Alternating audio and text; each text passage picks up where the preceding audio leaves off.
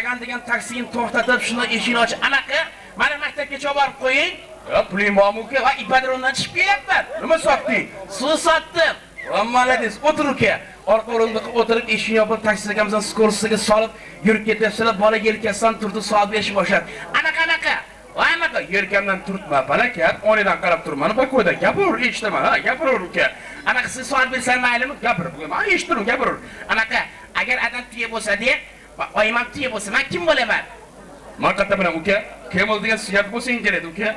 "Topamadingiz, bo'laman, botala." "Anaqa yerda savolim bor." "Gapiraver uka, beraver savoling." Agar adam xo'roz bo'lsa-da, oyim to'g'ri bo'lsa, men kim bo'laman?" "Tabaka bo'lasan, sabaka, nima bo'lardi?" "Topamadingiz, jo'ja bo'laman, jo'ja." "Anaqa yerda savolim bor." "Gapiraver uka, bakova oynadan qarab turma, gapiraver."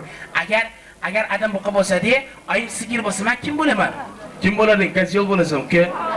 "Topamadingiz, buzoq bo'laman, buzoq." Anaqa oxiri taksist ham ezilib tormozni berib, orqasiga o'girilib bola yoqasidan shu palakat.